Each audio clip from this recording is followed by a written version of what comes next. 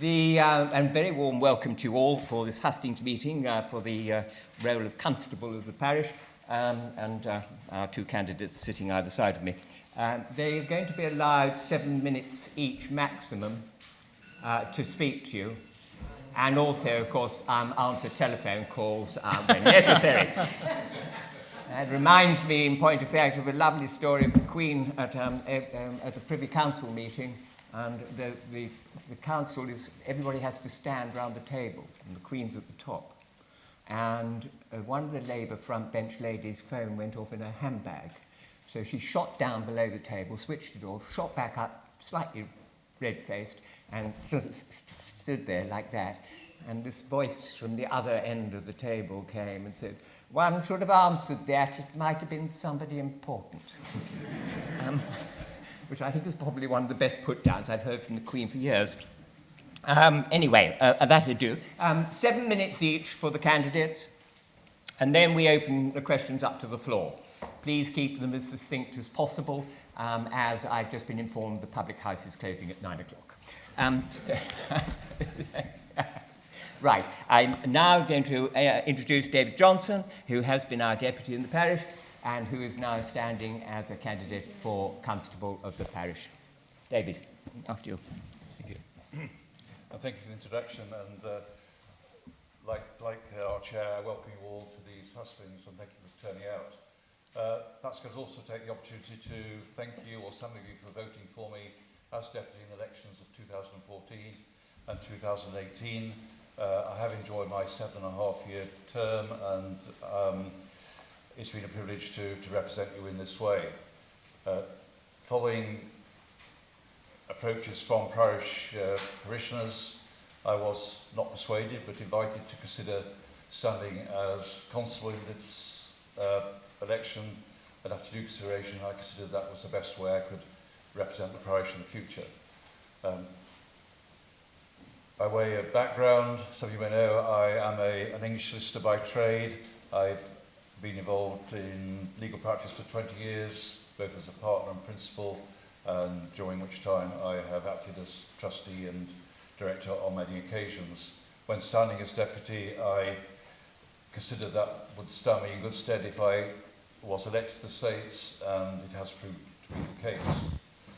On the personal front, I'm married to Sarah, and we moved to, I say we, that's my wife Sarah, my 4 children, and the German pointer, moved to St Mary some 30 years ago. It is the case that our children also have grown up and some have moved out, but the fact that they've all been baptised in our lovely parish church here and regularly attend the community centre, in fact only there yesterday, indicates that they are still strong members of the parish. When I first stood as deputy, I advised that I was under no illusion that the job or role was a full-time commitment, which would demand my time both on stakes matters and parish matters. And again, so it has proved, and I expect no difference in the role of constable, and in fact I anticipate that that role might even be more demanding. As to the role of constable, he's of course responsible for parish administration as a whole. That involves close cooperation with all involved in parish affairs, and I think here in terms of the procureurs as to financial matters, the honorary police, the roads inspectors and roads committee, and of course the parish secretary and all her staff here, with a view to ensuring that I am immediately available for consultation or discussion or whatever. I intend from day one to station myself in the parish hall here so as to be available for such discussions as are necessary. And nor should my position in the parish hall be deemed to be exclusive for parish officials. I'm conscious that during the COVID period, various sectors of the community went through what I might term a period of separation, and that needs to be rectified, and I hope that by stationing myself at the parish hall, that will be seen by the community as a whole to be an invitation to call in whenever possible, whether with problems, to say hello, or hopefully with ideas as to how we might stimulate future activities in the parish. The other area I wish to expand upon is actually in relation to this very room. We do attend parish assemblies from time to time. They're not as well attended as they might be, and I would hope that in future we might consider extending the parish assembly or converting it to some form of general discussion afterwards, fortified by wine if necessary, for general discussion so that we might better air our concerns of the parish and if necessary take them forward. As deputy I did find that I was not as well briefed as to community feeling generally, and I think that would be a great help to whoever takes the role of constable. The other aspect I mentioned is that as deputy, one takes forward to the minister or department individual cases from parishioners where they have a problem with government or with the way they're being treated.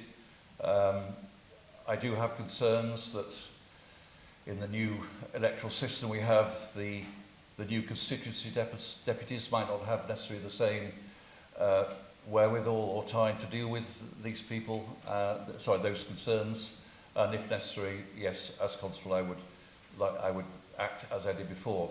In the meantime, I would, as a priority on being elected, seek to arrange regular surgeries with the 4 deputies so that they are here and available to meet parishioners' questions. Moving on to States matters, it is the case that whilst I've been in the States, I have been a member of a large number of panels and chaired 2 major scrutiny panels and other ones. I fully recognise that the responsibilities of constable demand that I could not carry on with many of those. The constable's first and foremost responsibility is to parish administration, and that rules out many of the activities I've previously been involved with.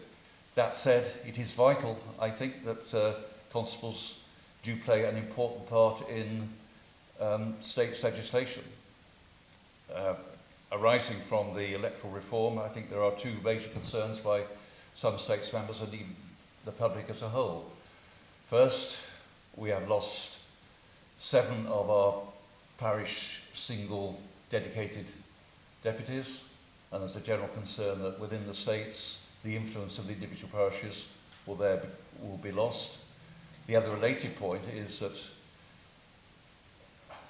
with this first stage of the electoral reform having been completed, I think we've all heard from comments from other deputies that they will seek to review it in the next term.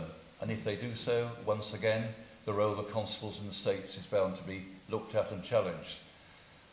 I maintain that the present system, parish system we have, is essential for good government, it's essential for maintaining Ireland's traditions, and that to achieve that and to maintain it, it is important that we have strong constables in the states who can fight our cases and who participate in many panels, or as many as their other commitments allow. So, on that basis, I put myself forward as such a strong candidate with regard to my experience, and as that completes my role, I will leave you with your questions to answer, ask questions as to the major issues facing the states in the future. Thank you.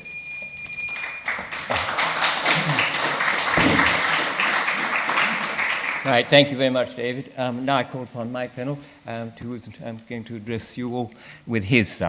Oh, right. Yes. I don't want your notes, Mike. Thank you very much for that. Great to see so many of you here this evening. I only wish as many as would attend parish assemblies. I'm not going to go through my CV or my manifesto document. You've got it in front of you if you read it, but most of you will hopefully have read it anyway. The only thing I will mention is, as a reporter, a journalist, I covered quite a few elections in my career, mostly from your side of the fence, and in going back to 1996, the elections here. But what I'd like to talk about is the process that's led me to this particular spot and what I've learned on that journey. And it's been a really educative experience. I knocked on one door, elderly lady came to greet me, and I sort of launched into my spiel as to why I should be the person she gives her vote to, and she said, "Stop, you're wasting your time." And I said, "What do you mean? Have you decided who you're going to vote for?" "I'm not voting for anybody." "Really? What is it that means you're not voting for anybody?" "I'm a Jehovah's Witness." I said, "Well, surely even a Jehovah's Witness, you can immeasurably, perhaps, or even very slightly improve your life by getting involved in this political system and voting for the right person for the parish." And she said, no, we leave that to God. Well, at least I had the satisfaction of preaching to a Jehovah's Witness on her doorstep. The point is that what I'm trying to do is to improve lives in the parish by a little, by a lot, I don't know which, but I'll do my very best. And that's why I'm here today. The political system has changed. We're all aware of how the boundaries have been redrawn. We've got super constituencies. Not many people on the doorstep regard them as super for some reason. We've got political parties. We've got Reform, Progress, Tesco Alliance. Sorry, have I got that right? For they are concerned about the cost of living, as I understand it. And the Liberal Conservatives. And these parties have all put out their promotional literature, and they've got the posters, and they're all about decisive action, unified voice. I mean, it's all wonderful stuff. And looking at some of the leaflets, what they're sort of proposing is things like, this is one of the candidates for deputy: keeping the economy strong, deal with the housing crisis, help islanders through the cost of living crisis, protect our coastline and the green spaces. Well, these are very noble aspirations, quite lofty ones, I would say, what some of us might describe as pie in the sky. Now, what I'm offering isn't pie in the sky, or not for the most part anyway. I'm offering humble pie, and it's bouncing on the floor, quite frankly, because it's fairly low level. Now, what those documents I put on, or the pieces of paper I put on the chairs, is a survey based on the kind of things I picked up on the doorstep, talking to parishioners. And there are minor issues, major issues, they're all there, and what I want you to do is give me an idea of how you feel about them. I'm not asking for considered deliberation, you're not committing yourself to anything, you don't even have to sign it, I just want to know how you feel. If you want an example, take this idea for an allotment. If you want to attend an allotment and you live in St Mary, you have to go to the RJA and H, or down to Lake Creux. There is nothing here for you. And what a wonderful idea I think it would be, because it would mean it's fresh air, it's out away from the television set, or heaven forbid, the handheld computer. It's physical activity, so it's good exercise. It's about being sociable, so it's mental health, well-being. It's got a lot going for it. And at the end of the day, you can go home with cheap vegetable and fruit, and it's very nutritious too. You know where it's come from, you know exactly what it's been through, so it's brilliant. However, there's a much larger picture. All I'm asking you to do is say, I'd like the idea in principle. Clearly, we'd have to identify some land to do it. Clearly, we'd need some sort of parking facility, and we'd need a water supply. All I want you to tell me is that you like the notion, but you'd like to see the detail if it goes any further.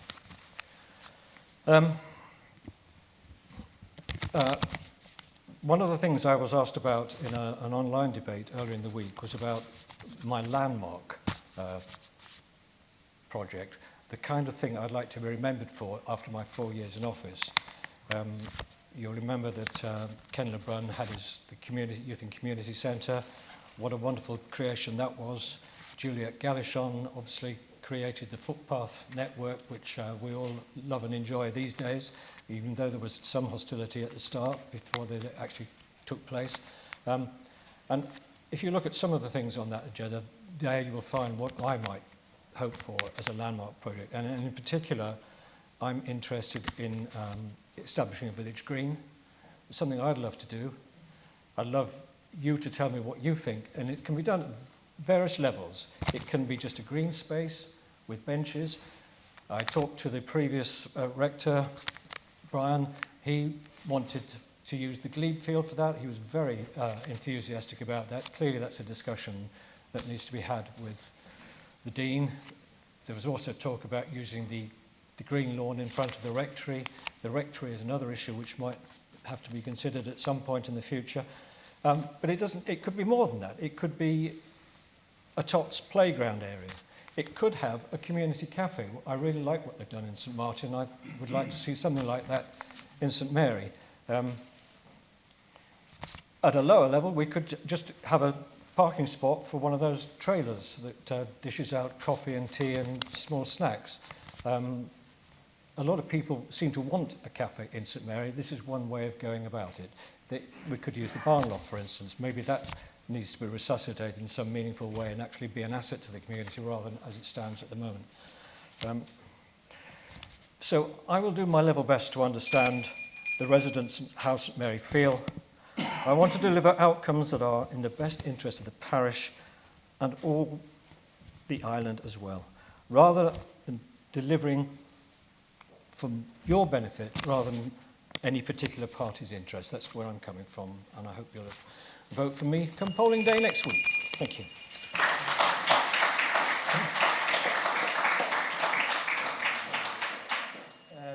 Would you, those at the back, would you like to come sit down? Talk? There's some seats at the front.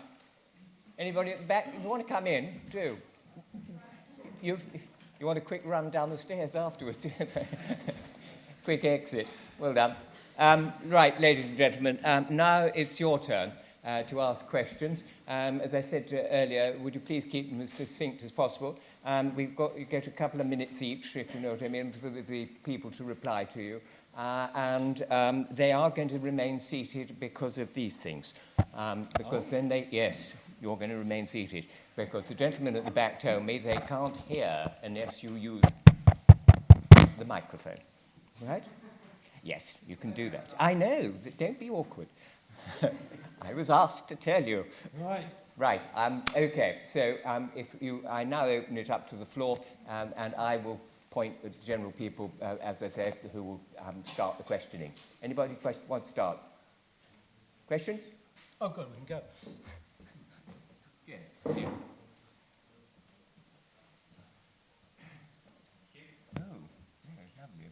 You get a microphone as well. Good evening, Jim Drew, parishioner. Oh, that one ice cream. If, as constable, a topic arises for consideration on which you personally hold very strong views, but that you find that the majority of parishioners who communicate with you take a different view, can I ask, do you consider it to be your duty to reflect when voting or speaking in the States?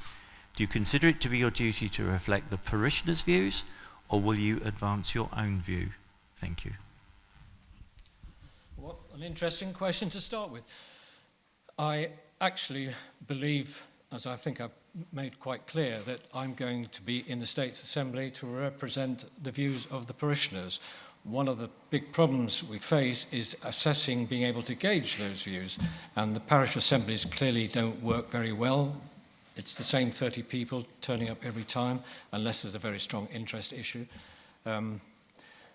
As well as the parish assemblies, the parish box is an anachronism, which I really don't understand how it still survives in the 21st century.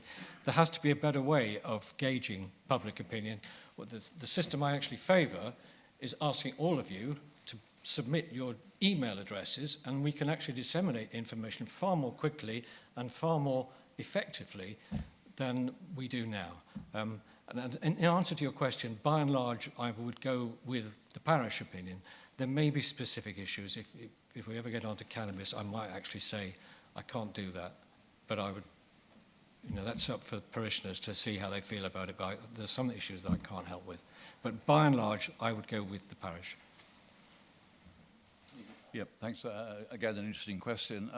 It's perhaps worth noting that at the moment, the most communications I get from people is the night before a state sitting, where they've perhaps seen an article in the JP about something coming up for debate, and I get a one-liner thing, "You are my representative, please vote against this or for," and that's irrespective of how many other people have gone the other way. So I think it's not black and white. I think one needs to have a more general feeling as to how strong the view is. And if it's a major subject, I would hope that that's what I suggested before, that there's been actual debate in the parish about it, and I can gauge it. If it's 45-55 and I'm only on the 45 side, I might vote the way I go, because constables are not delegates of the Assembly. We are here to, you vote for us on the basis that you think we are more likely than not to represent your views. There'll be some where I do and some where I don't. So I would like to think, by and large, I would be in harmony with the parishioners, but I would need to have a bigger debate as to the issue, especially if it's a major one, before giving an undiluted answer to that, I'm afraid.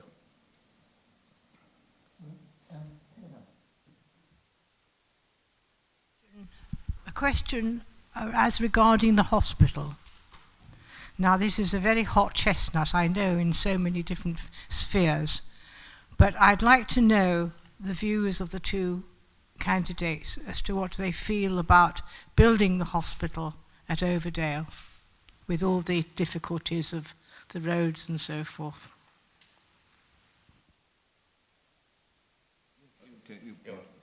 I suppose, thanks for that.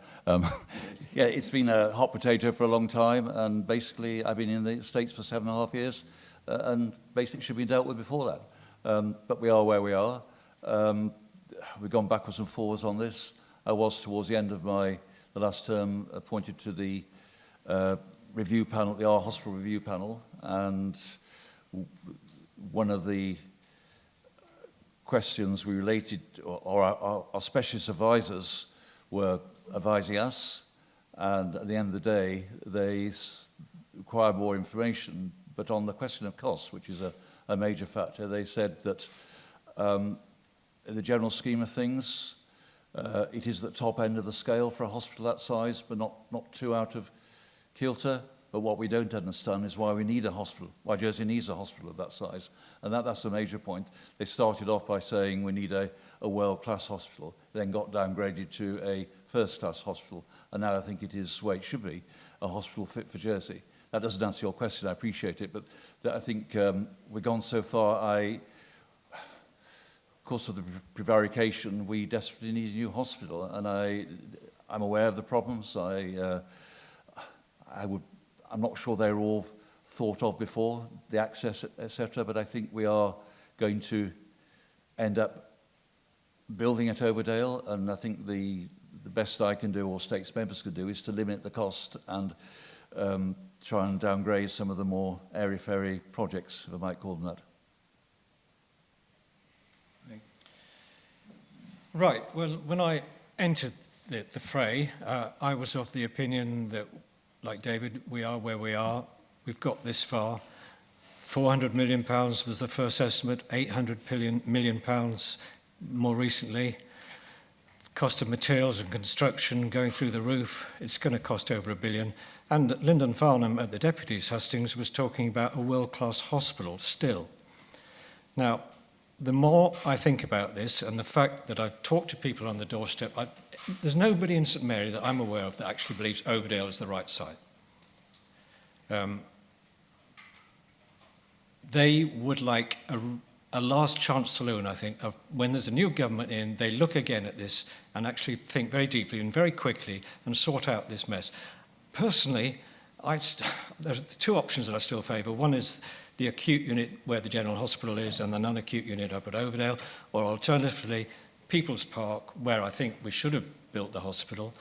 The government of the day lost its nerve. There was a howl of protest. Governments are about leadership. They're about grasping the nettle. And if it's an unpopular decision, if it's the right decision, you press ahead with it. They didn't do that. They've left us in this mess. And I really do feel that maybe the parishioners are right, that we should actually look at this again one final time and proceed from there. Right. Any other questions? please. Sir.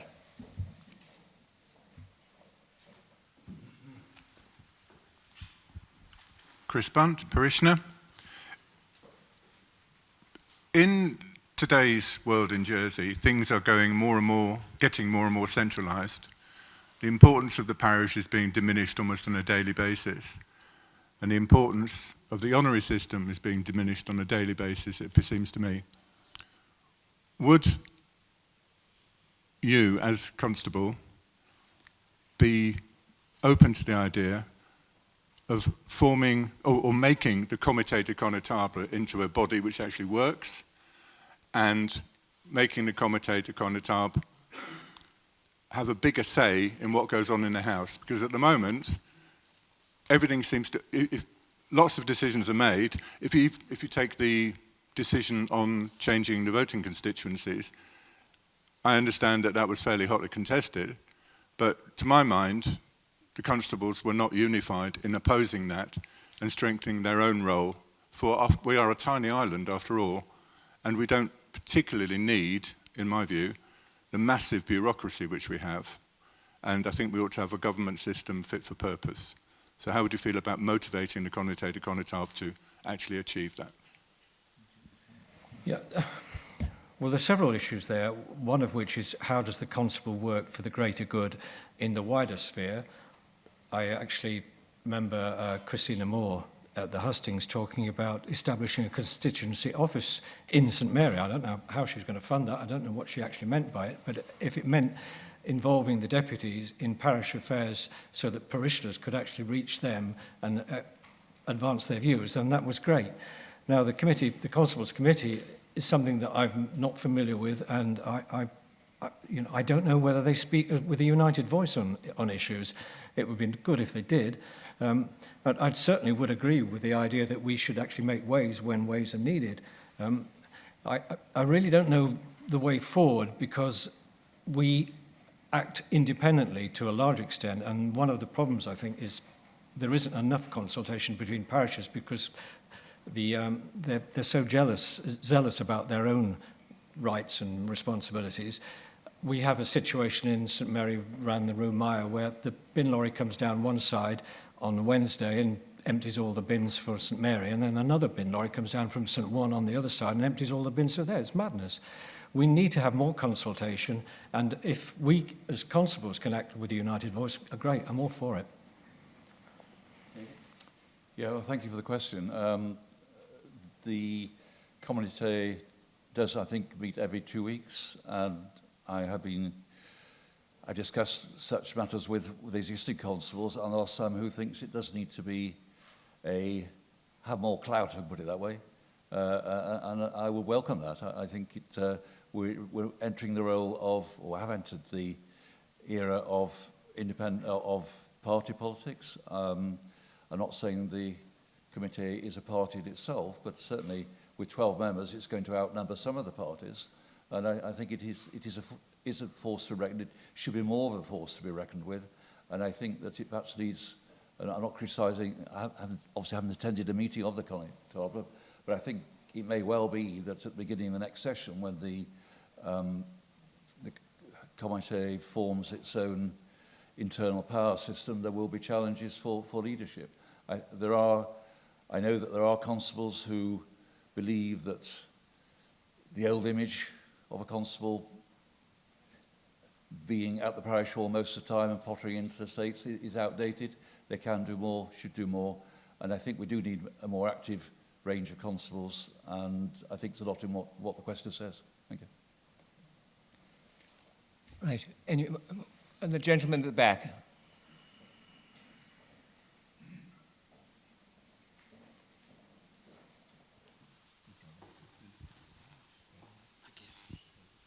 Good evening. Can you just explain to us, when you become constable, how you're going to encourage and help and engage our youngsters of the parish, please? So, yeah, you go. Well, yeah, is it me? Yeah. Yes. Yeah, thank you. Well, obviously, we do need to engage, and it is disappointing, as Mike says, that there are we have our parish assemblies. It is down to a various few. I would like to improve the overall parish system and almost have. There's a youth parliament, for instance, in the States. If there was support, I would very much support and welcome and encourage not necessarily a youth assembly, but a youth group to debate with us, maybe perhaps a different forum than the one I talked about earlier after parish assembly, but they need to be involved at all levels. And again, apart from that, I think we are in the realms of, at the moment, the parish system has a constable at the top, and yes, the honoraries and roads committees, but there is scope for many more committees there, whatever it might be, and youth should be one of them, to bring their power to a collective committee. I would like to see, at the end of the day, not quite a parish council, but a collection of people who are very much involved in all affairs of the parish and can assimilate what is coming and take it from there and perhaps promote individual projects or areas. So yes, I'm very much in favour of engaging the youth. I think young people are well served in St Mary. We've got the kids club, we've got the youth club. They're both vibrant institutions. They really work, and they're getting better and better. The youth club, fantastic at the moment. I've seen the Jersey Youth Manifesto. It's only just been published, and a lot of it is lofty aspirations like a fairer society. Nobody's going to argue with that. But the one thing that really struck a chord with me was this idea that they need places and spaces, somewhere for them to actually meet together, be together, do whatever they want to together. I'm kind of aware of the kind of criticism they get. They hang around outside the tennis courts, and people get the very wrong impression. And it's nothing to do with the children as far as I'm concerned. It's all to do with our perception. They need somewhere to go, and if that's the case, we need to provide it for them. And I would earnestly work very hard on that basis. I don't think they want to sit on committees. I think they actually want to be themselves. And the village green might be a way forward in that respect, because at least it's a meeting area. It's a big open space. It's publicly viewable, so they're not going to get up to misdemeanors, and they can actually sit and talk and smoke or whatever they want to do and actually be themselves. And that's what I think we should be pushing for. Thank you. Any other questions? Another gentleman. Sorry. Lady at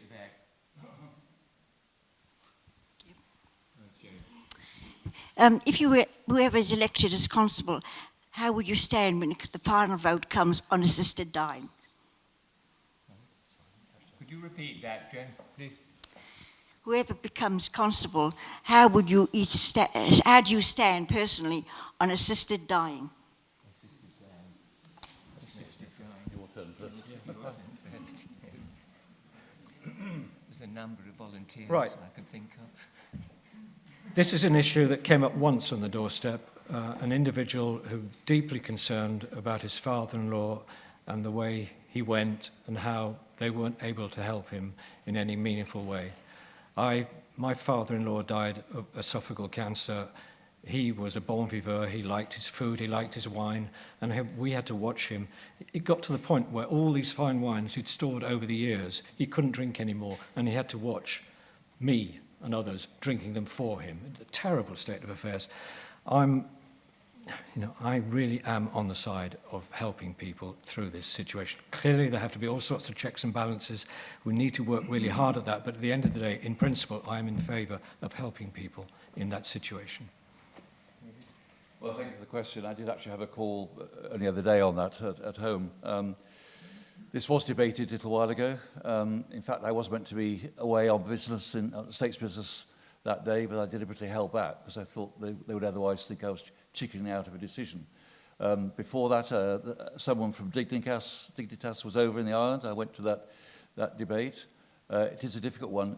What saved that particular debate, I think, was that one of our members put in an amendment which required that before we went to the next stage, we would actually see the instructions to the legal draftsman to be drafted, which is something I've not seen before. All I'm saying is that it is been taken much more seriously than any other legislation I've seen, and so it should. There is a balance. On the one hand, I think people are a bit scared of certain aspects. It's not a question of ridding this world of people who have got dementia or anything like that. The person concerned has to be able to take the decision, so they have to have that capacity. I'm a lawyer by trade. I'm not saying I've come across a situation, but I can envisage a situation where fairly subtle influence or pressure is brought on someone to take a decision, and we need to incorporate all those safeguards. So I am nervous about letting it come as against that. I hope you didn't mind saying so. I lost my own best man 2 years ago to a disease, and he was very much in favour of it. He would have taken it if it had been.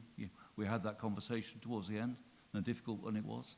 So there's a way to go yet. It will come back to the States, I think, in the autumn. I'm sure there'll be lots of publicity about it then, and rightly so. Okay. Any other questions? Right, lady at the back first. Hiya. So we all know that the house of pricing is going up and up at a ridiculous rate in comparison to like the living wage and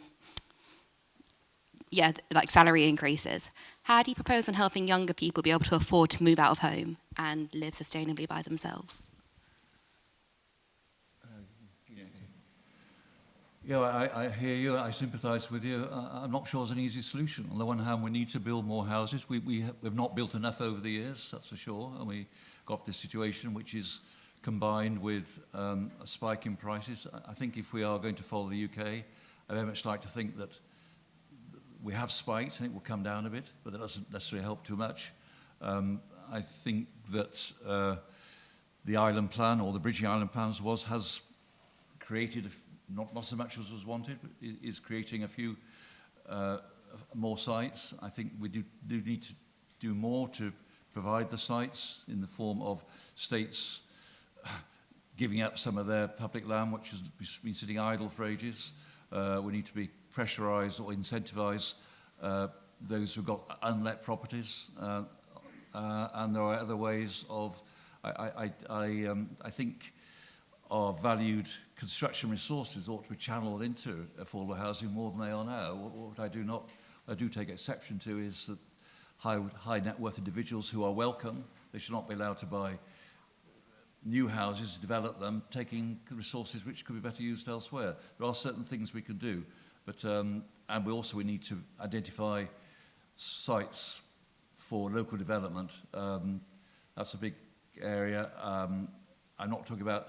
I'm against large agricultural fields being developed, but I'm sure that within this parish there are some areas, and I think just to borrow or to go a step further than we have done already, this assembly did create a panel to look for identified sites. That needs to be reconstituted with a strict agenda, and we should do more in that area. Okay, thank you. Mike?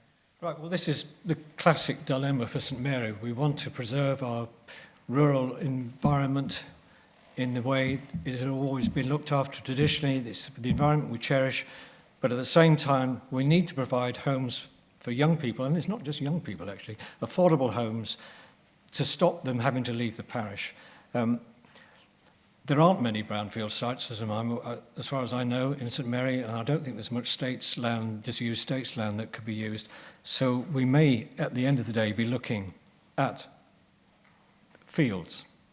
The development on the field next door to the Jardin d'Eau, I kind of feel that didn't really detract too much from the rural environment that we all love and cherish. The one on La Verte Rue, that was a different story. And the problem there was that we had this unseemly debate about whether the parish supported the idea or the parish hated the idea. We had one parish official saying there was firm parish support, and the other one saying, I've got a mailbag full of people against it. Now, this is where it's all fallen apart, because there was no collective view in any sensible or objective way of actually understanding how parishioners did feel, and that's what we need to get back to. In my own opinion, that site was too large and had too much visual impact on the parish. However, on my doorstepping, I actually met a lady whose son was living in the house. He's in his 30s. He's got no dependents. He's got a good job. He's got no physical or mental disabilities, but he can't get on the affordable housing gateway. And that's one of the things I'd like to see change. I'd like to see affordable homes increased. I'd like to see shared equity schemes. I'd like to see help with deposits. And I'm pleased Ian Gorse is talking about releasing money from the Rainy Day Fund for that very purpose. Thank you. All right. Any other questions? Yes, gentleman in front. Thank you. My name is Glenn Bauer, parishioner. I'd like to ask candidates how they look towards the next 2 years improving the community spirit. No, I think it's you, dear boy. Sorry, I do apologize. Yes, it is Mike. Yes, carry on. Well, this is the central plank of my platform, quite honestly. This is what I'm all about. When I came to the parish, one of the first things I did was offer to be chairman, or the St Mary's side of the town twinning committee, the one with Long-sur-Mer. For some reason, that wasn't necessary. I don't know what happened to it. But since then, I've really plugged myself into the parish volunteer network. I was chairman of the committee that organised the 70th anniversary celebrations of the Liberation, and that was the last big social event that I can remember in the parish. We had a marquee, we had lots of events, activities, all sorts of things went on. We even had a tug of war, and it took me quite a while to find a rope for that, I can tell you. Since then, I've edited the former parish newsletter, the Gazette, the Communique, and I've also now currently the editor of the St Mary Matters, and I'm up to 2 years in that role. And I am the chairman of the Youth and Community Centre. I've been doing that for 4 years, and what a thriving institution that is. It's been absolutely brilliant. We've got everything in the right place now. The youth club is doing well, kids club is doing well. We've got this partnership with the party crew, and they're doing great stuff. There are children's parties almost every weekend. So beyond that, what I want to do is create this kind of social support network. Volunteers who can give something of their skills, something as little as they feel they can offer, as much as they feel they can offer. I'd like to sit around a table every now and then and to sort out what kind of events we'd like to put on, how we can actually meet up as parishioners and enjoy each other's company in a meaningful way, which has been lost for the last 4 years, and I'd very much like to re-establish that, and more so. Yeah. Sorry, well, the question was about community spirit, was it? Yes.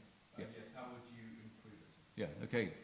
Well, again, I think COVID has had a place in all this. It's where it's gone. I'm not sure, in fact, it is just for the constable to decide how he would want to do it. Going back to Mike's point, I mean, we need encouragement, we need input. I was not touched, I was heartened yesterday by a conversation on someone's doorstep, and we touched on that, and she said, well, no, there hasn't been much, but in truth, I haven't volunteered myself either. And what I'm saying is it's not a duty of the community, but we are on it together. It is a partnership between the constables, the parish as a whole. I mean, I remember vividly, I think the Honoraries hosted a fete on a particular field not long ago. I know that this a week on Sunday, the St John's Church have got one going. We need to, unfortunately, the church has been through its problems here. We need to harness them to a certain extent if we can, and other churches, other groups. But the basic thing is that we need to have a platform, a framework by which people can actually come to us. I would like to form, I hesitate to say so, because I don't want any community to be formed which crosses the community centre, but certainly if it doesn't offend them, I would like the parish to have not an entertainments committee, a culture committee where the people involved actually go out and encourage people to come forward. I think we need input from the community as a whole so that we can assess what they want and provide them with what they want. Thank you. Any other questions? Peter. Front row first and then back row afterwards. Given that the parish seems to have hemorrhaged money over the last 4 years. How much are my rates going to go up under your constableship?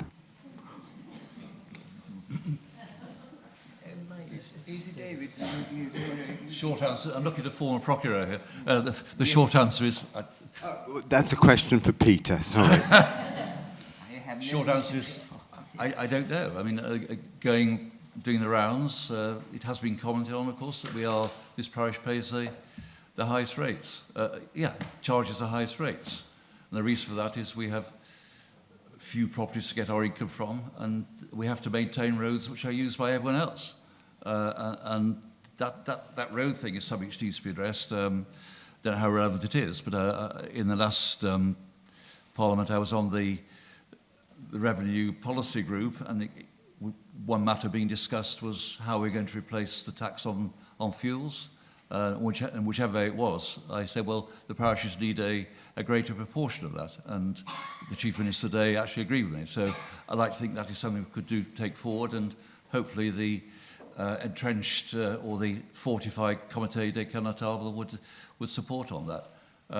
But it is a problem. We have little... we could get the money in, presumably, if we just built wholesale all over the place. But if we want to keep our parish green, then we have to be careful with that, and there's no easy way. You can't have it both ways. You can't have low rates and a nice green rural area. We have to... that's a penalty we pay to a certain extent, but certainly if we can find areas we can develop, then that would go some way. Right, well, that's a question I didn't want to hear. Look, if I get into the job, I've got to get my feet under the table. I've got to reshape the way the parish works. I need some sort of continuity in the parish office. We've had such a run turnover of procurers. Peter can talk more about that. We've got parish secretaries keep changing. It's been really difficult, and one of the things I'm going to have to get to grips with is the parish finances, and to be honest, I've no idea what state they're in. I hear stories that they may not be the healthiest they've ever been, and I think you're going to have to understand that there's a way politicians work, and what they do is the first year of office, they whack up the rates, and then dribble down as the term goes on, and by the time they get to the last year, we haven't put the rates up this year, re-elect me. You know, that's the kind of process that happens. But the honest answer is, I simply don't know. I'm going to have to look at the books and work out where it's gone right or where it's gone wrong, and see if I can amend things, and hopefully we can balance the budgets in a way that is not too unfair, well, not unfair, but too difficult for people to manage. But yes, it's certainly a worry from my point of view, as it must be from yours. Right. Do you wish to comment further? No. Any other questions? I'm not commenting either. One at the back, a lady at the back. Right at the back, lady with the hand up. Good evening, Jean Vibert. What do you think should be done with St Saviour's Hospital?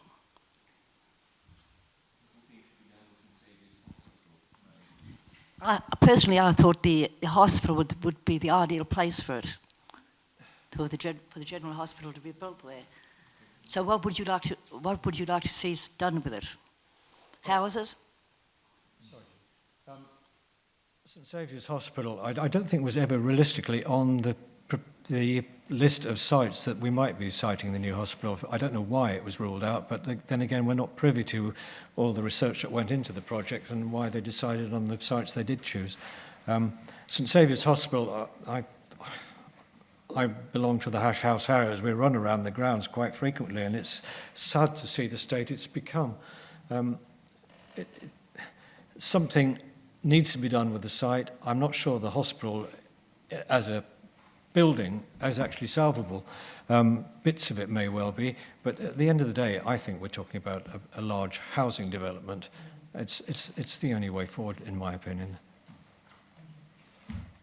Yeah, okay. I mean, it was the original 46 sites, potential sites to be looked at for the hospital, and I think one of the reasons it was knocked out was because the travel time. I mean, with a large percentage of the population being in town, they took that into account, and we had statistics as to ratio of people dying within in X minutes of the hospital, and it was, for travel reasons, it was knocked out. But again, back to my earlier point about it is a state's asset, a public asset, and it's not being used. It's just sitting there whilst we deliberate.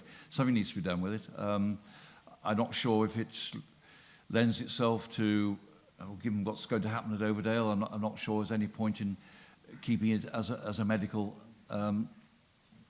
facility, but it needs to be looked at in tandem with everything else. I mean, one of the problems we do have here is that there are too many piecemeal decisions taken. It needs to be looked at along with everything else that's available.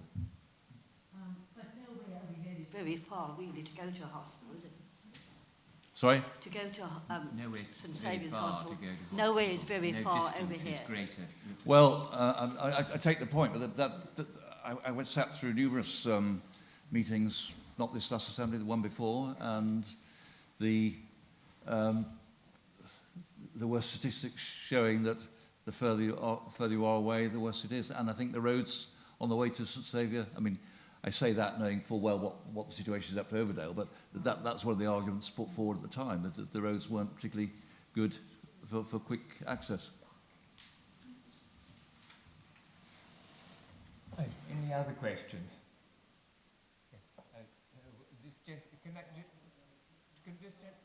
Yes, another one, yes, but do this gentleman first. There's a gentleman that... We'll come back to you. Okay, Tom Park, parishioner. A simple question relating to the parish. Would you agree in principle regarding the sale of the rectory? The sale of the rectory. It's something I've considered.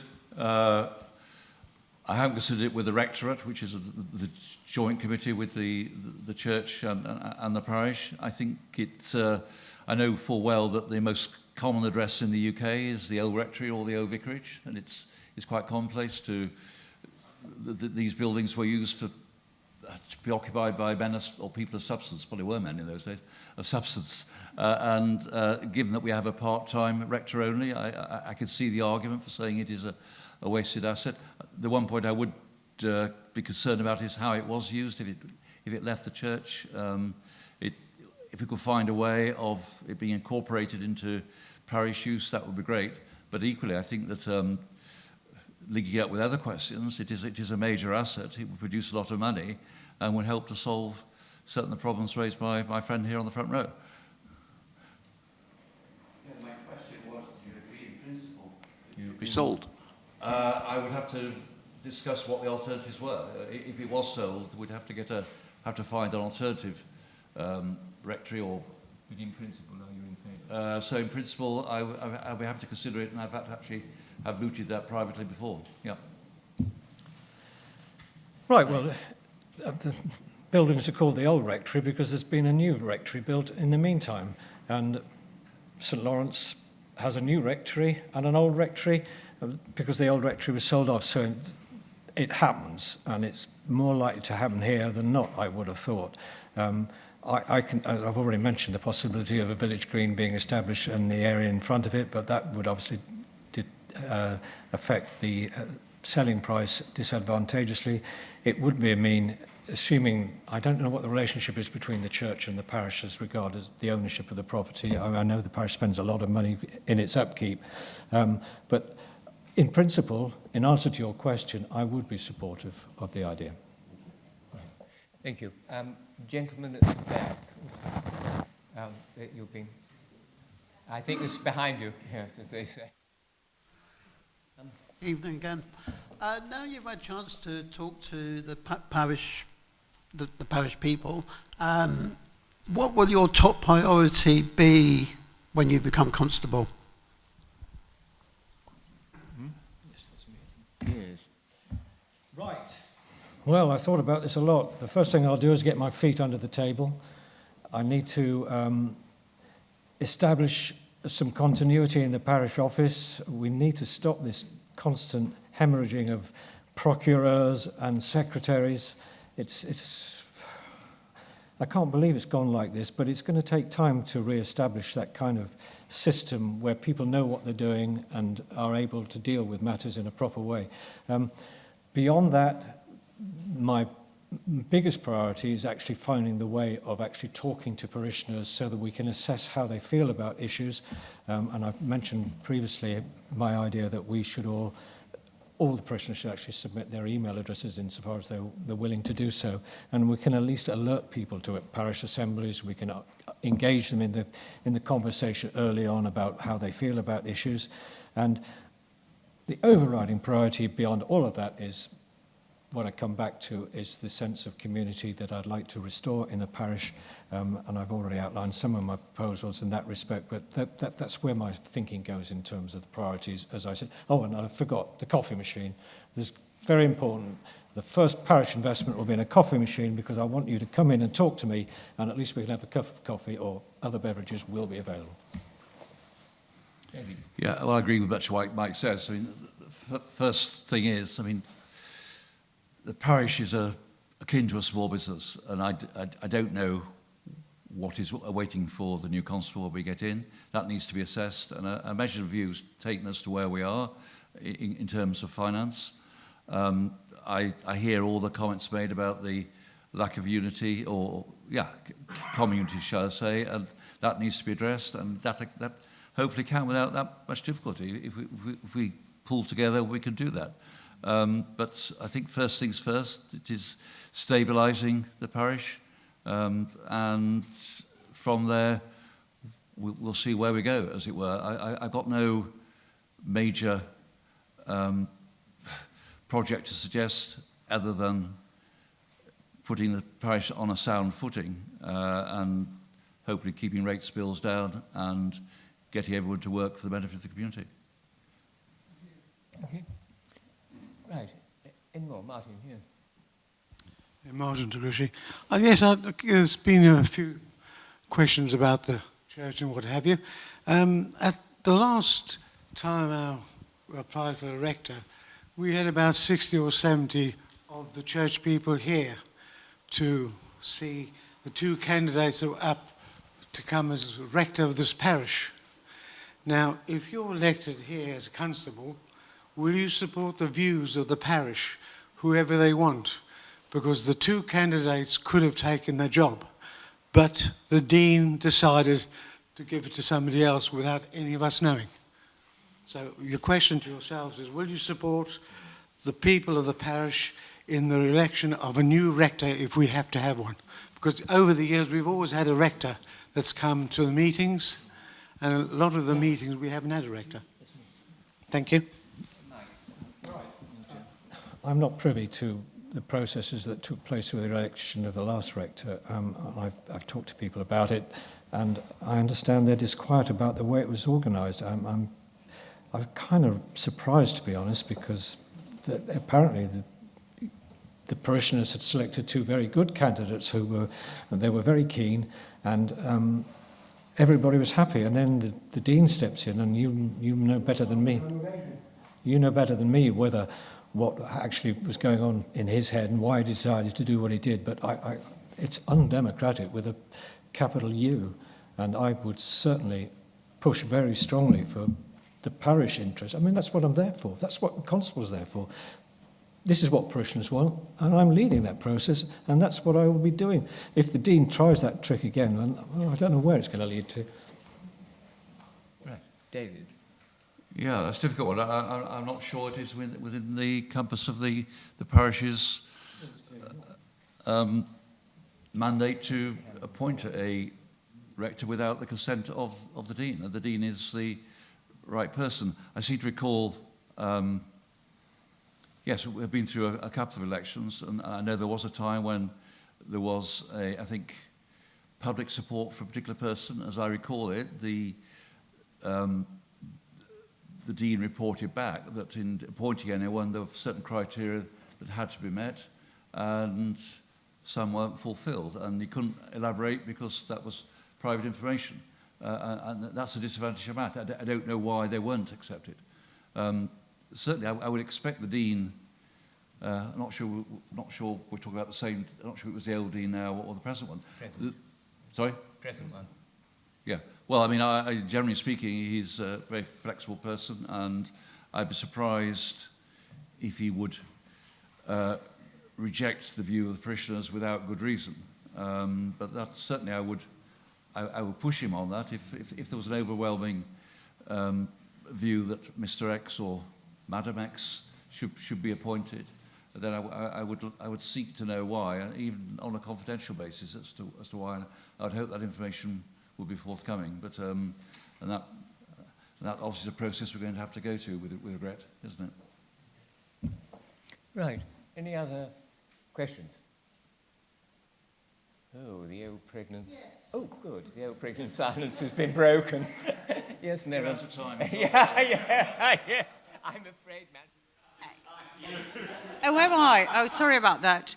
Just one thing learning about our learned friend, about emails. A lot of old people cannot work the computer. I go to the Lily Club and I talk to them about this.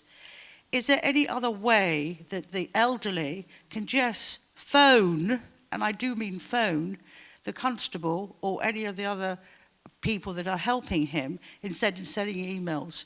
Because a lot of old people just can't do emails. You could have asked me that over breakfast.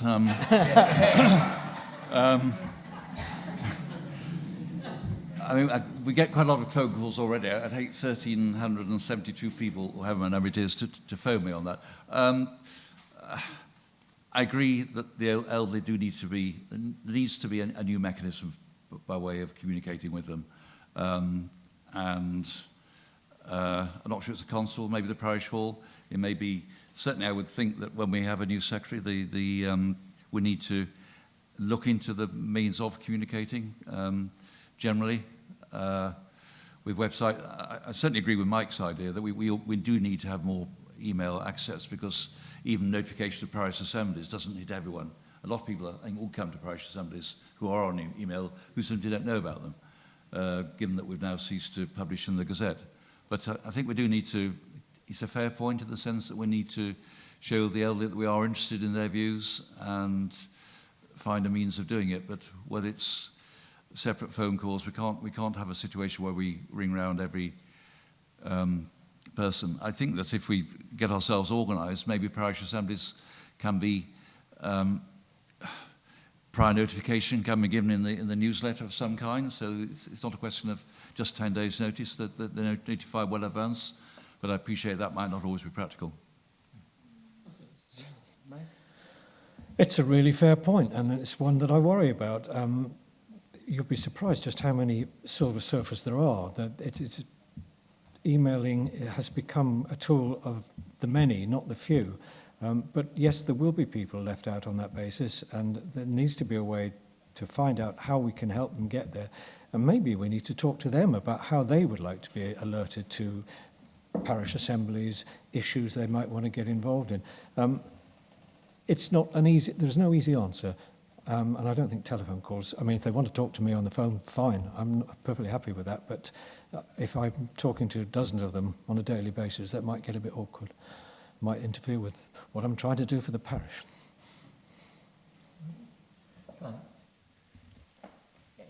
I was just thinking, semaphore from the roof. Sorry, it's just awful. Any other questions? Yeah? All silence? Fine. Well, it only remains for me to say thank you very much indeed, ladies and gentlemen, for attending. Thanks to the two candidates, and I wish them well, and wish you all a very good evening. Thank you very much indeed for attending.